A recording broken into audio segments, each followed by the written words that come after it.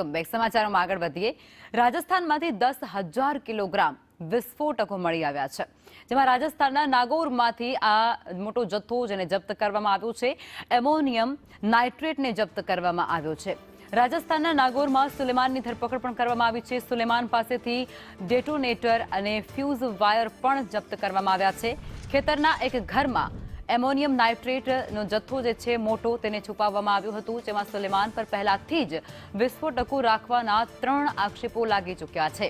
ગેરકાયદેસર ખાણકામ માટે વિસ્ફોટકોનો સંગ્રહ કરવામાં આવી રહ્યો હોવાની માહિતી અત્યારે સામે આવી રહી છે.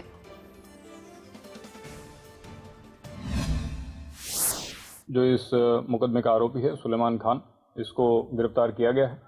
विस्फोटक अधिनियम और ऑर्गेनाइज क्राइम की धाराओं में प्रकरण दर्ज किया गया है. विस्फोटक सामग्री जो कि मौके से जब्त की गई है, जो कि भारी मात्रा में है और संभवतया प्रदेश की सबसे बड़ी विस्फोटक अधिनियम की ये कार्रवाई है.